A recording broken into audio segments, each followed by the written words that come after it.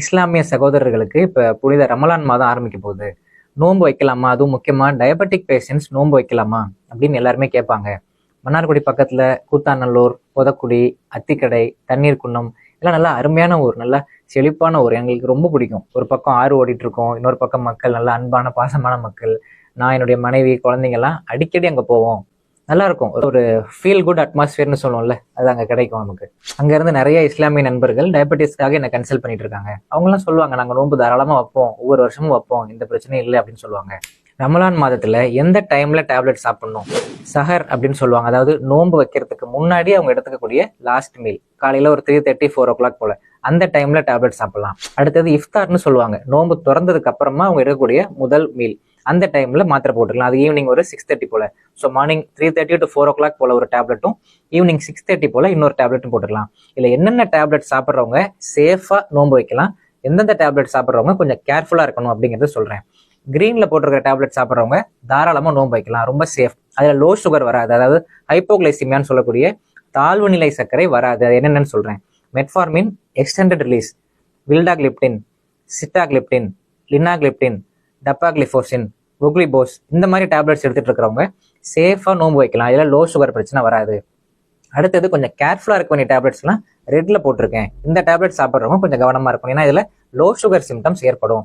கிளிமிப்ரைட், கிளிபன்கிளமைட், கிளிக்லசைடு, கிளிப்பிசைடு, metformin immediate release இந்த டேப்லெட்ஸ்லாம் சாப்பிட்றவங்க கொஞ்சம் கேர்ஃபுல்லா இருக்கணும். அடுத்தது இன்சுலின் போடுறவங்க, இன்சுலின்ல நிறைய டைப்ஸ் இருக்கு. Long acting, short acting.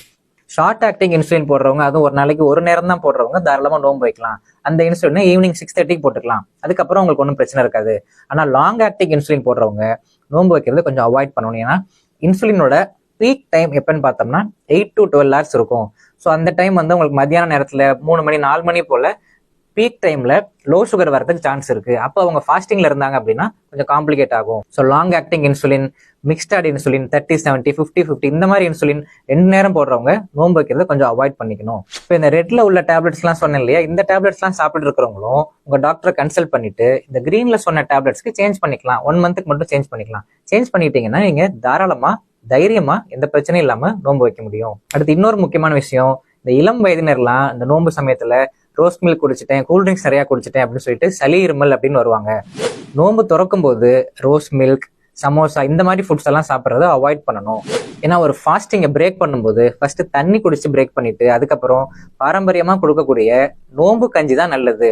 Carbohydrates இருக்குதுல, அது நம்ம வயிற்றுல எந்த பிரச்சனையும் உண்டு பண்ணாது, வயிற்றை நல்லா காமா வச்சுக்கும். செயற்கையா இருக்கக்கூடிய ரோஸ் மில்க், சமோசா இதெல்லாம் நம்ம அதுக்கப்புறமா சாப்பிட்டுக்கலாம். ஃபர்ஸ்ட் ஃபாஸ்டிங்கை பிரேக் பண்ணும்போது தண்ணி குடிச்சிட்டு நோன்பு கஞ்சியோட ஸ்டார்ட் பண்றதா நல்லது. வயிறு செரிமான பிரச்சனையும் வராது, இந்த சளி பிரச்சனையும் வராம இருக்கும். இஸ்லாமிய சகோதரர்கள் அனைவருக்கும் அருமையான மன நிறைவோட மகிழ்ச்சியான ரமலானா அமையறதுக்கு என்னுடைய மனமார்ந்த வாழ்த்துக்கள்.